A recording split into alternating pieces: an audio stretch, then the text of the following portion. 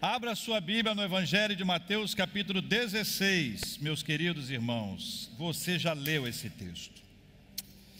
Eu já preguei sobre esse texto. Mas eu quero dizer-lhes que Deus trouxe ao meu coração uma nova palavra dentro desse texto, que tem a ver com o dia de hoje, o momento de hoje que a gente está vivendo como igreja e que eu queria compartilhar com você, meu irmão e minha irmã. Mateus 16, versículo 13 em diante. Indo Jesus para os lados da Cesareia de Filipe, perguntou a seus discípulos: quem diz o povo ser o Filho do Homem? E eles responderam: uns dizem João Batista, outros Elias, outros Jeremias ou alguns dos profetas. Mas vós, continuou ele, quem dizeis que eu sou? Respondendo Simão Pedro, disse: qual foi a resposta? Tu és o Cristo, o Filho do Deus vivo. Então Jesus lhe afirmou: bem-aventurado és, Simão Bar-Jonas, porque não foi carne e sangue que te revelaram, mas meu Pai que está nos céus. Também eu te digo que tu és Pedro, e sobre esta pedra edificarei a minha igreja. Leia comigo. E as portas do inferno não prevalecerão contra ela. Dar-te-ei as chaves do reino dos céus. O que ligares na terra terá sido ligado nos céus, e o que desligares na terra terá sido desligado nos céus. Assim nos ensina a palavra do nosso Deus e Pai. Cesareia de Filipe é o lugar onde Jesus está. A descrição de Filipe, ela tem dois motivos. O primeiro deles é para distinguir de Cesareia Marítima, um lugar muito legal. Você precisa conhecer Cesareia Marítima, de frente para o mar Mediterrâneo. Onde era a cidade hoje, só tem lá as ruínas, né? Mas você pode ver o hipódromo aqui à direita, aqui é o mar, à direita você vai ver o hipódromo, à sua esquerda você vai ver o Areópago, e à esquerda também onde era a prisão, onde o apóstolo Paulo ficou preso várias vezes. Eu estou descrevendo vendo, porque eu já estive lá, e quero que você vá comigo para conhecer. A gente precisa ir num tempo bom, e quem sabe pegar um barco ou um jet ski para a gente dar uma volta no mar Mediterrâneo. Um dos meus objetivos de vida ainda está atravessar o Mar Vermelho de jet ski. Quer ir comigo? Tá certo? Fé, meus irmãos, vamos devagar, hein? Vamos lá. Mar Vermelho foi para aquele momento específico de Deus ali. É lindo ver essas coisas. Mas a Cesareia de Filipe não era um lugar lindo, não. Cesareia de Filipe ainda está lá, as ruínas ainda estão lá. O nome Cesareia de Filipe tem a ver com Filipe, o construtor daquele espaço. Cesareia tem a ver com César, César Augusto, o imperador César Augusto. E essa nominação reflete um pouquinho das características daquele povo e daquele tempo. Eles viviam dentro de um ambiente onde era importante dar honra, e essa honra era muitas vezes uma bajulação que mostrava superficialidade, uso do próximo e manipulação relacional. Esse ambiente de bajulação é um dos piores ambientes que a gente pode estar. Existe um lugar onde as pessoas bajulam a gente e bajulam outras pessoas. É muito feio quando você vê uma pessoa sofrer bajulação e depois que a pessoa sai, a pessoa que estava bajulando começa a falar mal da pessoa. Já viu isso acontecer? Na primeira pessoa, na segunda pessoa, na terceira pessoa.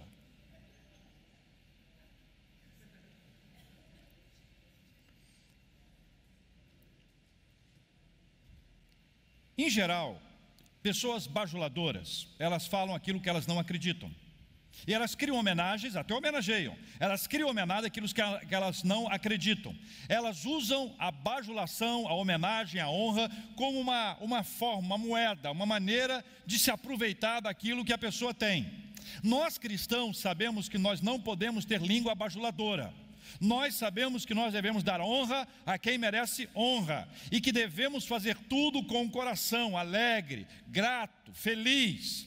Mas esse ambiente era um ambiente onde essas coisas da superficialidade, da coisa rasa acontecia. Ainda tem um outro detalhe a respeito do nome. O nome também era um objetivo de se eternizar. de jogar para o outro aquilo que é dele, de manter o seu nome na história, de alguma forma apresentar-se como alguém que está sendo eternizado, que vai além desse tempo, uma pessoa que vai além daquilo que está sendo visto. É curioso, meus irmãos, que aqui há esse desejo de parecer grande, também há de se ostentar, também há de se refletir o narcisismo que cada pessoa tem em cada medida. Se a gente vive hoje um tempo de ostentação, um tempo em que é bom dizer que nós somos bons, em que nós precisamos apresentar as melhores imagens que nós podemos criar a respeito de nós mesmos, e onde nós não queremos parecer feios, ou chatos, ou enjoados, ou pobres, ou famintos, ou entristecidos, nós temos uma onda para que nós possamos vir a nos apresentar como as pessoas querem nos ver.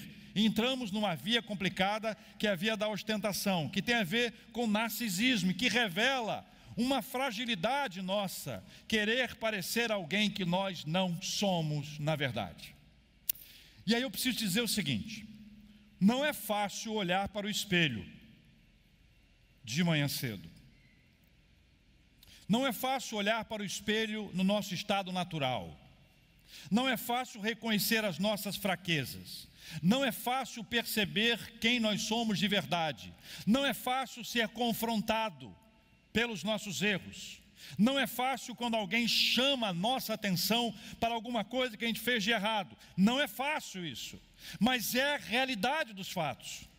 Há uma coisa que muita gente tem medo, quando os médicos pedem para que sejam feitos exames. Se você tem medo, pode ter certeza que você não é a única pessoa. Várias pessoas têm medo disso. Quando piora o exame, mais medo tem. E às vezes não é o medo do exame em si, é do resultado do exame. E eu já tive esse diálogo comigo várias vezes, de que adianta eu ter medo de fazer um exame, se o exame mostra a verdade. Não é melhor tomar conhecimento da verdade para tratar o assunto? Mas não. Mulheres fazem exames, e homens? Amanhã eu vou. Amanhã eu vou.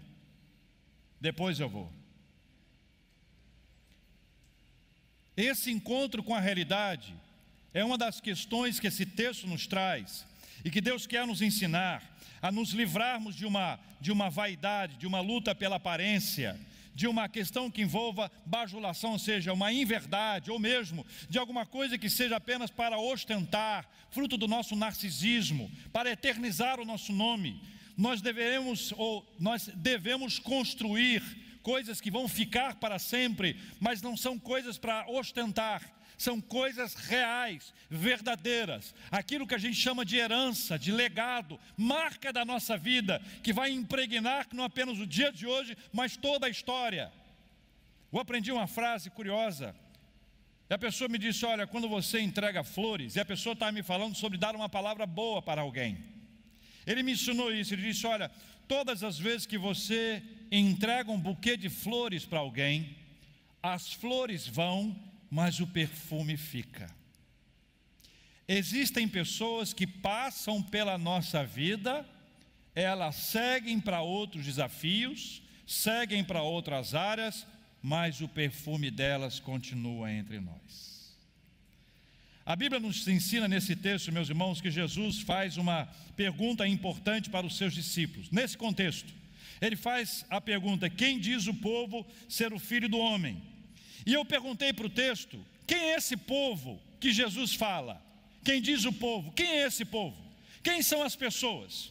E a conclusão, analisando esse texto, estudando vários autores, é que Jesus estava se referindo aos amigos, aos familiares, aos vizinhos dos discípulos. Os discípulos se tornaram aqui uma referência. A pergunta é: quem diz o povo? O que diz o povo? O que diz o seu vizinho? Quem diz os seus amigos sobre o Filho do Homem? O que eles falam a respeito de mim? É a pergunta de Cristo. E eles começaram a pensar sobre esse assunto. E eu quero trazer isso para nós hoje com uma palavra muito simples e objetiva. O que as pessoas falavam a respeito de Jesus Cristo refletia o que os discípulos falavam e viviam sobre Jesus Cristo. Ou seja, o que os meus amigos falarão sobre Jesus resulta, decorre, é fruto daquilo que eu vivo como cristão. E aí, a pergunta é simples: que diz os seus vizinhos, seus amigos e familiares a respeito de Jesus Cristo? O apóstolo Paulo, num dos seus textos, diz que nós somos uma carta, diz que é uma carta viva. Alguém parafraseou esse texto e diz que nós somos a carta que Deus escreveu. Nós somos a carta que Deus escreveu e que o mundo lê. Nós somos a carta em que as pessoas que não conhecem a Cristo podem ler.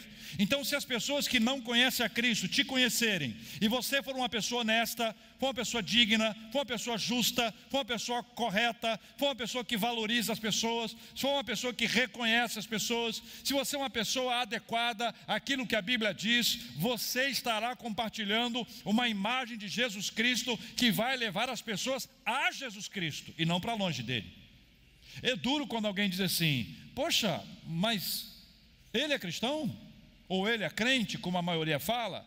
E quando alguém diz assim, e ainda é crente, nesse tom de voz, ou e ainda diz que é crente.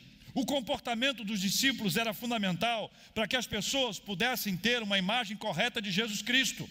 A imagem de Jesus Cristo hoje é construída com os nossos atos. A imagem que essas pessoas têm hoje de Jesus Cristo, ela é construída com aquilo que a gente fala. A imagem que as pessoas têm de Jesus Cristo hoje, ela é construída com aquilo que a gente escreve.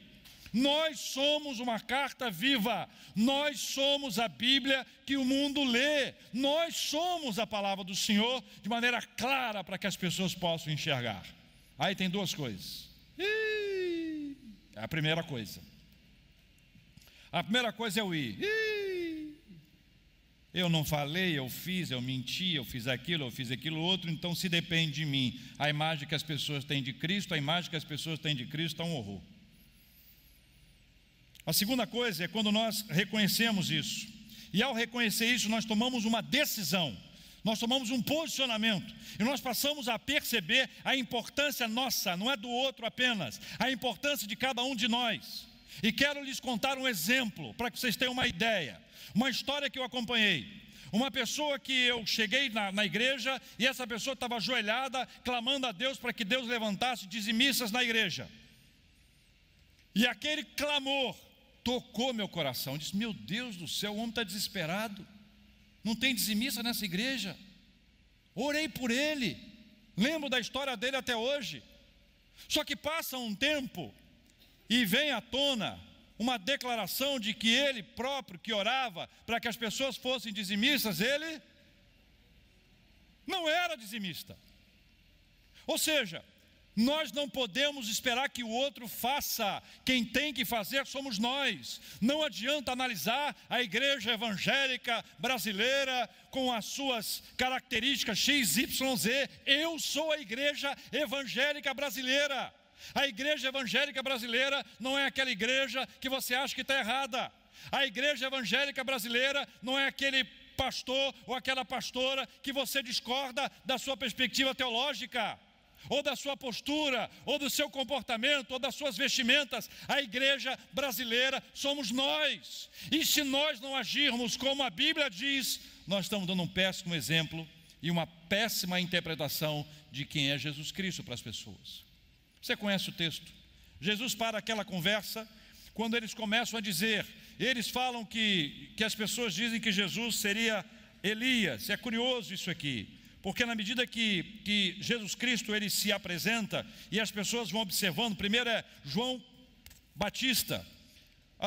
É natural que você se lembre que João Batista foi morto, mas talvez a gente precise se lembrar que a imagem não era tão comum. As pessoas não conheciam a figura de João Batista, todos não conheciam a figura dele. Ao trazê-lo de volta, revela a postura coerente de João Batista ao chamado que Deus deu a ele. João Batista é considerado para nós o último profeta, profeta do Antigo Testamento. João Batista é alguém a quem Deus levanta para trazer uma palavra firme e forte, alguém que encara o poder econômico, o poder político, quando ele fala a respeito da obra de Deus e daquilo que tem que ser feito. João Batista é morto de uma forma cruel. é decapitado. E mais do que isso, a figura da sua morte entra para a nossa história como alguém que deseja o mal ao outro. A bandeja, a cabeça dele na bandeja, sendo entregue naquele momento de festa e de alegria, mas que trouxe muita dor para os nossos irmãos. Eu sempre lembro de Jesus Cristo como parente dele, a dor humana, a dor de Cristo, a dor da perda de alguém especial para a sua vida. Jesus também é visto pelos homens como Elias, o profeta Elias. O profeta Elias tem uma característica muito interessante. O profeta Malaquias fala sobre ele no capítulo 4, versículo 5. Eis que eu vos enviarei o profeta Elias antes que venha o grande e terrível dia do Senhor. Elias tinha dons especiais. Elias é considerado uma pessoa extremamente forte, alguém que não enfrentou a morte, alguém que não morreu. Ou seja, a expectativa dentro do texto de Malaquias é que Jesus fosse a volta de Elias, ou a continuação dele. Ele é também chamado de Jeremias, e Jeremias é uma espécie de cabeça importante na série dos profetas, mas havia também tradições judaicas que ensinavam que ele reapareceria na época do Messias. Outros são mais neutros, dizem um dos profetas, não declaram especificamente isso, mas eu quero chamar a sua atenção para a importância de nós compartilharmos o Evangelho de Jesus Cristo para as pessoas e elas verem quem é Jesus Cristo para nós. Versículo 15, depois de ouvir as respostas, Jesus faz aquela pergunta-chave: mas vós, quem dizeis que eu sou? Eu queria destacar isso aqui para os meus irmãos e minhas irmãs. A resposta que vem, ela é muito importante. Não apenas a resposta, mas a fonte dela. E se nós aprendermos a fonte dessa resposta, nós poderemos ter respostas muito mais sólidas e fortes a respeito disso. Porque você pode discordar de alguém, mas quando alguém fala alguma coisa com convicção, você é convencido pela convicção do outro. A convicção do outro é forte, a palavra é forte, o olhar é forte, a resposta é adequada. A pergunta de Jesus Cristo foi: vós quem dizeis que eu sou? Pedro, tomando a palavra, disse: tu és, leia comigo aí, leia comigo o texto. Tu és o Filho, tu és o Cristo, o Filho do Deus vivo. O pastor R.C. Sproul comenta que este talvez seja, na visão dele, um dos momentos mais importantes da vida de Pedro, antes do Pentecostes. É o momento que ele saiu melhor nessa história toda. É o momento que ele saiu mais vigoroso. É a sua resposta mais extraordinária. Não foi andar sobre as águas o tempo que ele andou. Não foi participar do Monte da Transfiguração, que é uma experiência extraordinária. Mas na opinião dele, foi o momento mais importante do seu ministério. Foi aquele trabalho que você fez, você foi muito bem. Foi aquela nota que você recebeu e você foi ótima. Foi aquela foto que você fez, você ficou maravilhosa. Sabe aquele, que você disse: esse é o melhor. Esse é o melhor de Pedro. Esse é o melhor de Pedro. E Pedro diz: tu és o Cristo, leia comigo. Tu és o Cristo, o Filho do Deus vivo. Tu és o Cristo, o Filho do Deus vivo. A resposta é absolutamente certa. Absolutamente certa. Mas Jesus traz para ele uma palavra. Jesus disse: olha, Pedro, a resposta está certa, mas essa resposta não veio de você. Essa resposta não é fruto da sua avaliação. Essa resposta não é fruto da sua reflexão. Essa resposta é fruto de uma revelação. E a pergunta que eu faço para você: o que Deus tem revelado a você a respeito dele? Veja, irmãos, nós somos seres pensantes, não somos? Nós somos seres racionais. Deus nos deu inteligência. Esta é uma igreja composta por gente inteligente e bonita. Estou me referindo a você, amém? Essa é uma igreja que sabe que nós precisamos pensar. A igreja presbiteriana é uma igreja reconhecidamente como uma igreja pensante. Nós não queremos ser fruto de manipulação de ninguém. Aqui não pode ter liderança manipuladora. Aqui nós nos baseamos nas Sagradas Escrituras. E a pergunta que eu faço a você: o que é que Deus tem revelado a você? Eu não estou falando aqui de uma revelação que começa com frases que vocês conhecem, onde vai dizer que a sua vida está assim ou está assado. Não vamos discutir esse assunto. Eu só não posso dizer que Deus não pode fazer o que Deus quiser fazer. E aquilo que Deus quer fazer está fundamentado nas suas Escrituras. Qualquer coisa que fuja à palavra do Senhor não pode ser considerada como correta e adequada. Mas eu não quero que você seja uma pessoa preconceituosa com outras igrejas. Se você discorda de alguma coisa, aprenda a respeitar. Eu tenho amigos em muitas denominações. Algumas mais normais, outras... Mas eu os respeito, não só respeito como pessoa, não. Respeito como homens de Deus, mulheres de Deus. Eu os respeito, eu os admiro pela trajetória, pela vida deles. Eu não posso ser uma pessoa que vai discriminar alguém que pensa diferente de mim só porque pensa diferente de mim. Quem sou eu? Estou achando que eu sou o quê agora? Estou arrebentando? Tem gente que acha que está arrebentando. A última Coca-Cola do deserto. A pessoa acha que só ela sabe. Nós não somos assim não, tá? Nessa igreja aqui, os pastores são os primeiros a admitir que eles não sabem nada.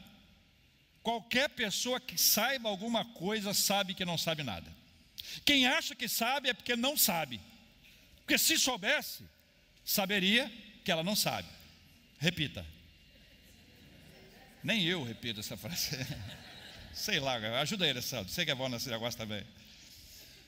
A verdade, irmãos, é que há uma revelação divina aqui. E o que Jesus está ensinando para Pedro e para os seus discípulos é que aquilo que nós conhecemos e aprendemos de Deus vem dele e não de nós. Vem do Senhor e não da gente. Nós podemos ser feras nas nossas áreas de trabalho. E nós vamos descobrir saídas, alternativas. E nós vamos encontrar respostas para perguntas que têm sido feitas. E nós vamos encontrar saídas que as pessoas não viram antes. Eu oro para que Deus dê sabedoria, para que você saiba o que outros não sabem, e para que você saiba o que antes você não sabia. Mas quando se trata de palavra de Deus, de reino de Deus, há uma revelação. E essa revelação é dada pelo Pai. Ninguém chega a Deus se não for através do Filho. E ninguém chega ao Filho se Deus não se revelar a você. Sabe qual é a oração mais importante da nossa vida? Senhor, revele-se a mim. É a oração mais importante para nós. Mais importante do que cura-me, mais importante do que abençoa, mais importante do que proteja-me, mais importante do que guarda-me, mais importante do que dá-me, é Senhor, revele-se a mim. Porque se o Senhor não se revelar a você, você ficará na superficialidade do relacionamento com Ele.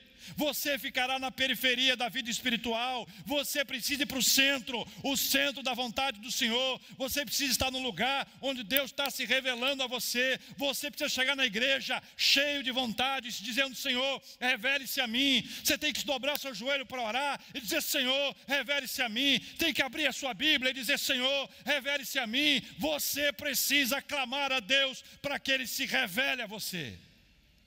Do contrário, é fruto da sua cabeça. E você sabe que cabeça você tem.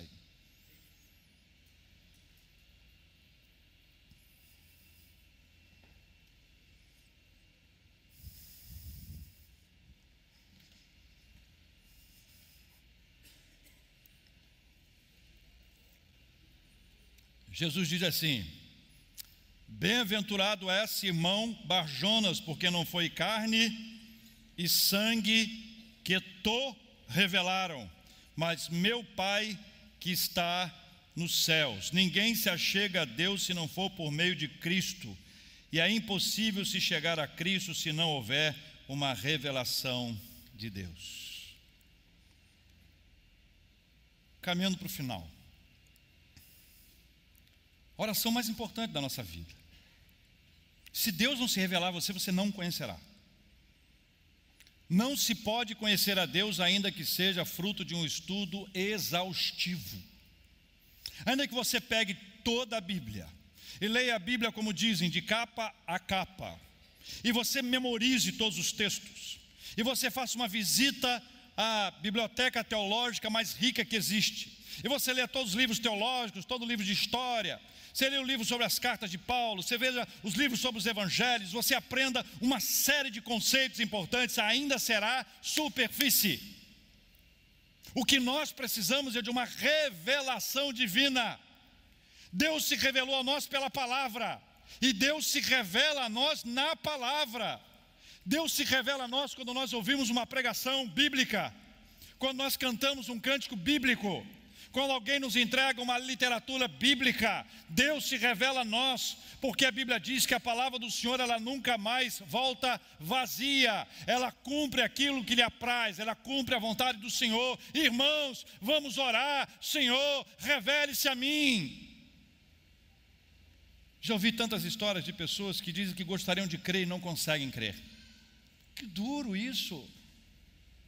É sofrido ouvir isso de alguém. Eu gostaria de acreditar, mas não acredito. Ou a pessoa vive como se não acreditasse, o que é pior ainda. Está dentro, está colado na igreja, está envolvido, está engajado na igreja, mas não tem ainda esse compromisso poderoso, real e extraordinário com o Senhor. Senhor, revele-se a mim. Essa deve ser a nossa oração, esse deve ser o clamor de cada um de nós, a cada dia da nossa história. Senhor, revele-se a mim, eu quero conhecer-te, descortine a sua graça diante de mim, eu quero conhecer a tua verdade, a tua palavra. Chega de viver aquele tempo onde a gente conhece apenas de ouvir falar. Chegou o tempo de dizer: Senhor, agora os meus olhos te veem. Eu não sei se já teve a experiência de encontrar alguém que você não tem a menor ideia quem é a pessoa, e a pessoa se aproxima de você como se vocês fossem amigos de infância, e você começa a achar que você está velho ou doido ou doida e não lembra mais de ninguém. E a pessoa olha para você e faz comentários da sua intimidade, coisa que só uma pessoa próxima você sabe. E você olha para ela e diz: quem é esta criatura, pelo amor de Deus? Você fica constrangido, constrangida, engata uma conversa para ver se na conversa sai alguma coisa. E aí, como é que está o pessoal? Você tem ido muito lá? Fala para mim, quem que você encontrou recentemente que você não via há muito tempo? Para tentar conectar. E não conecta. E pior ainda, você encontra uma terceira pessoa, essa sim que você sabe quem é, e a pessoa vem ao seu encontro e te cumprimenta, e você cumprimenta a pessoa. E lá no livro da boa educação que sua mãe e seu pai te deram, está lá: se você estiver conversando com alguém e chegar um outro alguém, apresente as pessoas.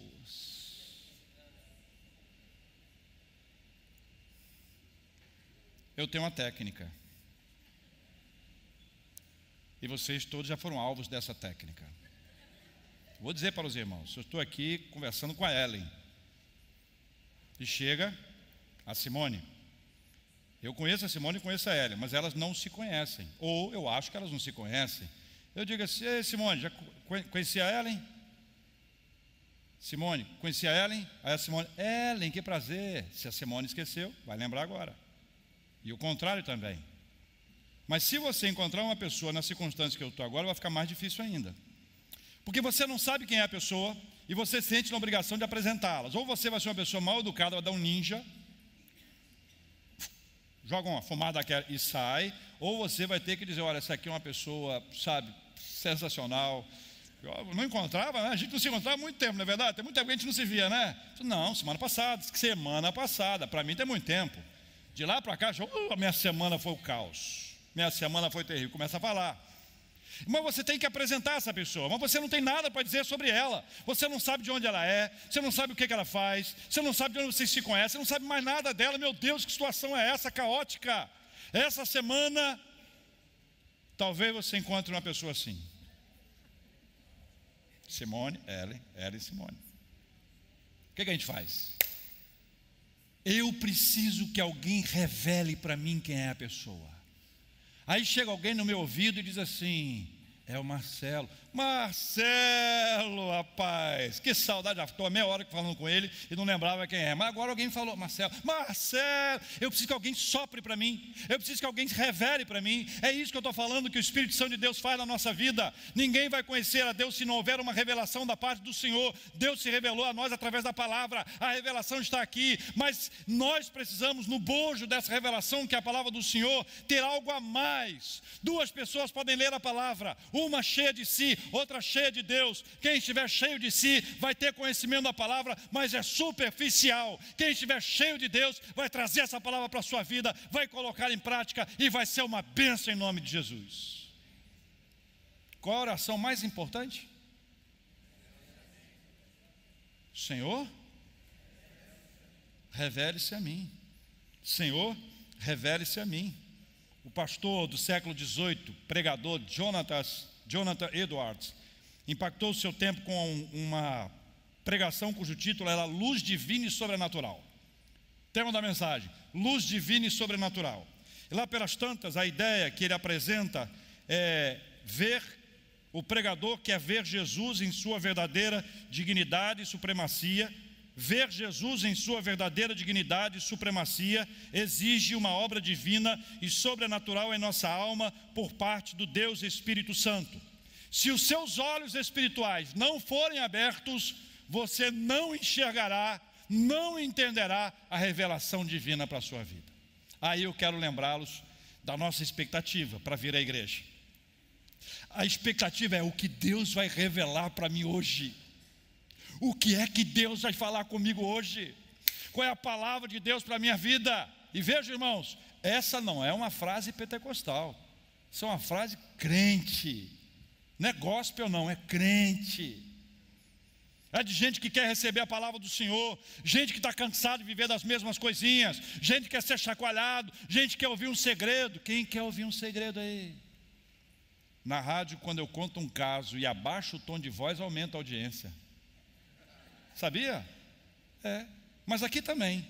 Se eu tirar o microfone, quem está lá no fundão vai ficar assim, para saber o que eu estou falando.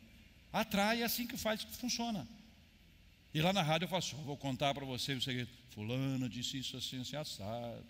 As pessoas adoram, pedem para falar. Eu quero dizer para os irmãos que existe um segredo que Deus quer contar para nós. Quer contar para você como indivíduo, quer contar para nós como igreja. Esse foi o segredo que Jesus falou, que Deus contou para Pedro. Jesus disse que Pedro não trouxe essa resposta como fruto da sua análise. Jesus não estava subestimando Pedro não. Jesus estava botando Pedro no lugar dele.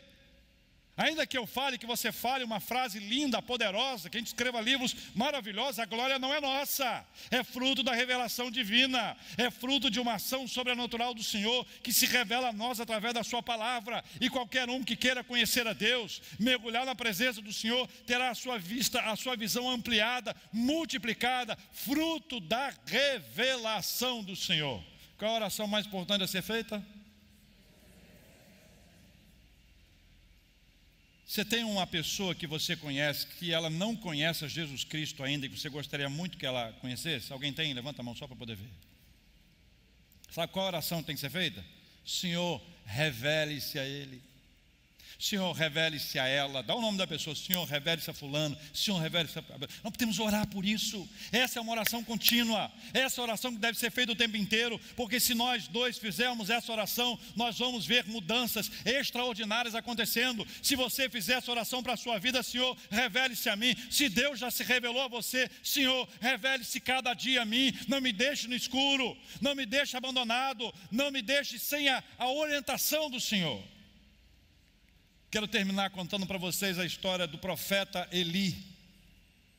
Profeta Eli, sacerdote Eli. Sacerdote Eli. O sacerdote também falava em nome de Deus, então muitas vezes esses ofícios se misturam. Mas Deus resolveu falar com outra pessoa. Você deve se lembrar de Samuel. Lembra daquela história? Samuel levanta e vai até Eli e diz, pois não, senhor, eu não te chamei não, vai deitar. Ele volta para lá. Ouve-se a voz de Deus outra vez, Samuel. Ele levanta, vai lá outra vez, ele fala, não sou eu não, vai dormir. Aí Eli descobre que na verdade é Deus que está falando. Ele diz para Samuel: Samuel, quando você ouvir de novo a voz de Deus, a voz, é a voz de Deus, é Deus querendo falar com você. Essa história é linda, porque Samuel é levantado pelo Senhor. Mas o meu ponto aqui é dizer para vocês o seguinte, que Eli sabia que Deus não mais falaria com ele a partir do momento em que Deus levantasse Samuel. Ele volta-se para o lado, para o canto.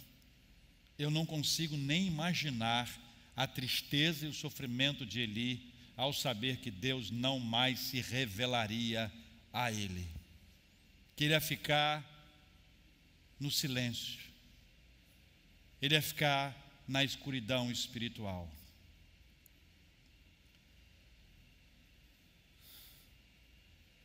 Eu preciso que Deus se revele a mim cada dia mais.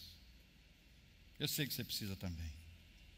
Eu quero dizer para você, se você, de coração aqui, entre nós dois, se você não sente a presença de Deus na sua vida, se você não percebe os feitos de Deus, não consegue perceber, você precisa orar. Senhor, revele-se a mim. Ora pelas pessoas. Senhor, revele-se a fulano. Revele-se a mim, revele-se a nós. Senhor, revele-se a nossa igreja. Ainda que você já no passado tenha tido uma grande experiência com o Senhor e Deus tenha se revelado a você no passado, hoje é uma nova história. Nós precisamos de gente nova na fé, gente que vai à presença do Senhor convertida, transformada pelo poder do Espírito Santo de Deus. O texto continua, mas eu não vou continuar hoje no texto. Fica aqui as aplicações importantes que o texto traz. O texto fala sobre disciplina, o texto fala sobre o segredo messiânico, o texto fala sobre a igreja que prevalece, que enfrenta, que é vitoriosa. Mas o meu foco com vocês hoje é: Senhor, revele-se a mim. Eu quero orar com você, meu irmão e minha irmã. Vou pedir para ninguém vir à frente hoje, porque eu acho que não vai ficar ninguém sentado hoje. Não é possível que alguém diga: Senhor, não se revele a mim. Ainda que tenha medo, é para ter medo, tá? É para ter medo. Essa oração é para se orar com temor, porque não estamos falando de brincadeira, não falando de uma coisinha, falando de uma revelação divina. Senhor, revele-se a mim. Agora presta atenção, não vai ficar olhando para a lua. Ah, Senhor, agora entendi, isso se revelou a mim, tá? Não vai buscando coisa do lado de fora da Bíblia, não, tá? Acontece uma coisa que é uma coincidência, você, entendi. Começa com essa história não, é Bíblia, é na palavra do Senhor. Vamos orar, meus irmãos.